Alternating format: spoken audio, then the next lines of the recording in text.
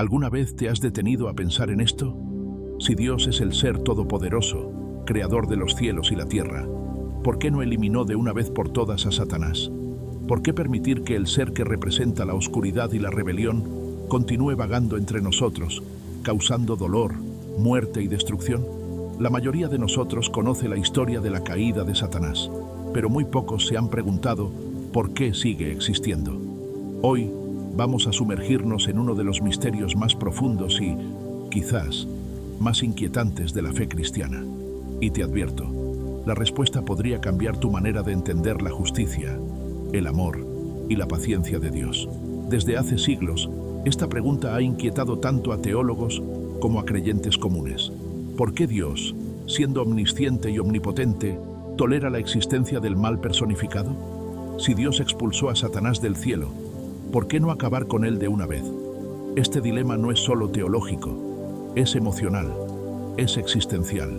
En un mundo donde cada día vemos sufrimiento, tragedias y tentaciones, la idea de un Dios que permite que el causante de tanto dolor siga activo nos desconcierta. Pero es aquí donde la sabiduría divina trasciende la lógica humana, porque Dios no actúa como actuaríamos nosotros, bajo la premisa de eliminar al enemigo. Su plan es infinitamente más complejo y perfecto. Muchos creen que Satanás cayó solo una vez, pero la realidad es aún más impactante. Según la Biblia, su caída es continua, eterna. Fue arrojado a un abismo sin fondo, lo que significa que su descenso no ha terminado. Él sigue cayendo, cada vez más lejos de la luz, hundiéndose en una oscuridad sin retorno. Y esta imagen es poderosa, no solo por lo que revela sobre él, sino por lo que refleja de nosotros. ¿Cuántas veces, al dejarnos llevar por el orgullo o la envidia, comenzamos una espiral descendente? Esta caída eterna de Satanás es una metáfora de lo que el orgullo puede hacer con cualquier alma, sin freno, sin límites, hasta la completa destrucción. El orgullo fue la semilla que germinó dentro de Lucifer hasta transformarlo en Satanás. La Biblia es clara. El orgullo precede a la destrucción. Proverbios 16:18. Pero la destrucción no siempre significa la muerte inmediata. Puedes estar respirando, caminando por la vida, y aún así estar siendo destruido por dentro. Relaciones que se rompen, oportunidades que se desvanecen, caminos que se cierran. ¿Y todo por qué? Porque el orgullo nos lleva a rechazar la humildad, la sumisión y la dependencia de Dios. La historia de Satanás es la historia de un ser que eligió su ego por encima de su propósito divino, y al hacerlo, perdió su posición, su luz y su paz. Aquí encontramos el primer destello de la verdad. Dios no destruyó a Satanás, porque no es solo un juez que sentencia, es un padre que ama, y el amor verdadero es paciente. ¿Puede un padre justo destruir de inmediato a una criatura que, aunque rebelde, fue creada por él mismo? El carácter de Dios es inmutable, es paciente, compasivo y lleno de gracia. Por eso, incluso ante la traición más grande, Dios no reacciona con aniquilación instantánea, sino con un plan mucho más profundo, uno que a veces es incomprensible para la mente humana. Este amor no es debilidad, es la manifestación más poderosa de su soberanía. ¿Y si te dijera que Satanás no está fuera de control? Que su existencia está sujeta a los límites que Dios le ha impuesto. Apocalipsis nos dice que Satanás fue arrojado a la tierra, pero no fue dejado sin supervisión. Dios permitió su presencia como parte de un propósito superior. Aunque es el tentador, no puede actuar más allá de lo que Dios permite. Es un enemigo, pero uno que no escapa de la mirada atenta del Creador. Esta verdad cambia completamente la narrativa que muchos imaginan como una batalla de poder entre iguales. Dios y Satanás no son rivales en un sentido de fuerzas equilibradas. Dios es soberano y Satanás es un subordinado rebelde dentro de su plan. El libre albedrío es el regalo más poderoso y al mismo tiempo más peligroso que Dios ha dado a sus criaturas. Sin la libertad de elegir, el amor no podría existir. ¿Qué valor tendría una adoración forzada? ¿Qué sentido tendría una fe sin opción de duda? Por eso, la existencia de Satanás es la prueba viviente de que Dios respeta la libertad de elección de cada ser, incluso si eso significa permitir la rebelión. Si Dios destruyera inmediatamente a quien elige el mal, anularía el principio básico del libre albedrío. Satanás representa la opción de desobedecer, la puerta que nos invita a decidir si seguimos el camino de la luz o nos perdemos en las sombras. Todos los días, cada uno de nosotros vive su propia versión de la historia celestial. Entre la voz de Dios que nos guía y la tentación que nos desvía, elegimos constantemente a quién seguir.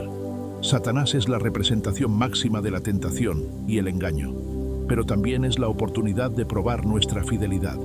Su existencia expone la fragilidad humana y al mismo tiempo la capacidad de superación espiritual. Cada vez que decimos no a la tentación, participamos de una pequeña victoria en la batalla más antigua del universo, la lucha entre la obediencia y la rebelión. Jesús mismo enfrentó a Satanás. En el desierto, durante 40 días, el Hijo de Dios fue tentado en su humanidad y venció. Sin esa confrontación, la victoria de Jesús sobre el pecado no tendría el mismo peso. Aquí entendemos otra clave.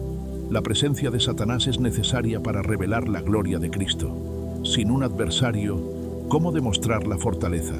Sin una batalla, ¿cómo proclamar la victoria?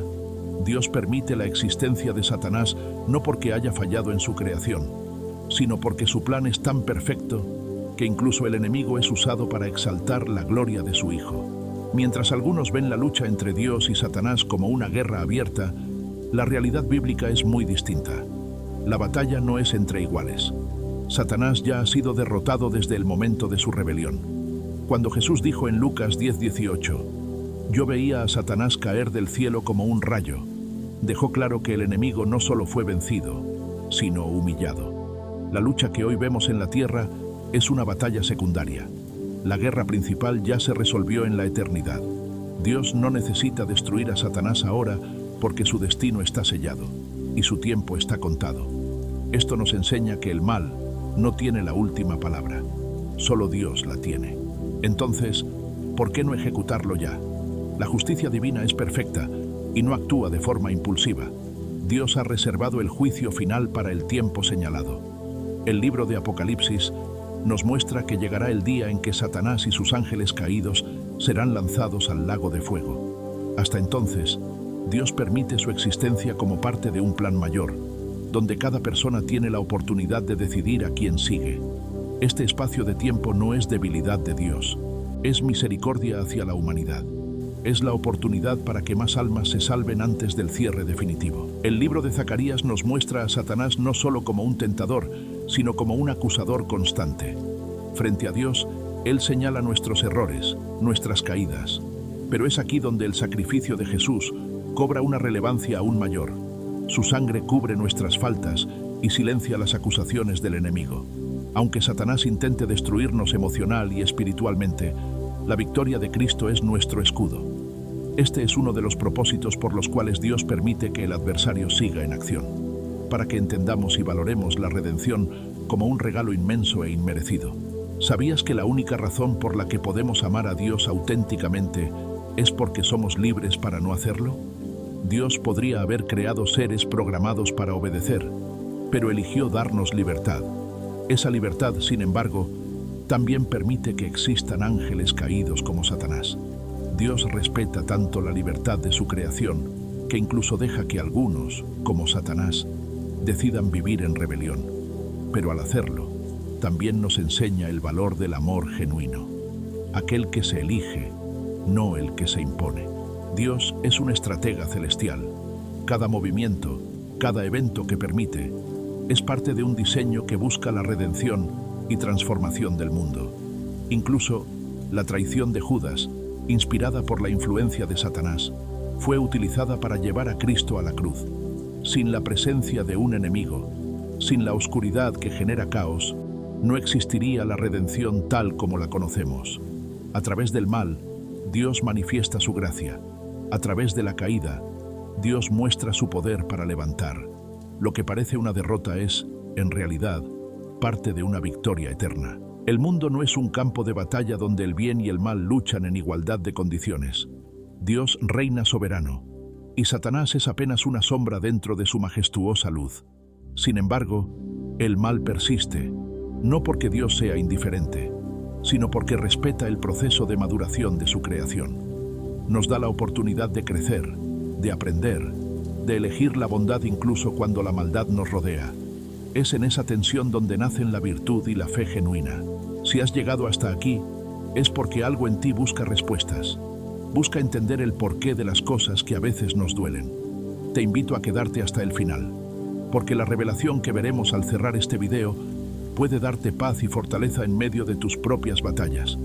No es solo la historia de Satanás, es también la historia de cada uno de nosotros. La paciencia de Dios es una muestra irrefutable de su grandeza.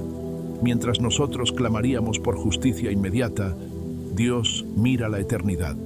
Él entiende que el proceso es necesario, que el camino de la humanidad necesita del tiempo, de las pruebas y de la confrontación con la tentación para forjar un carácter santo.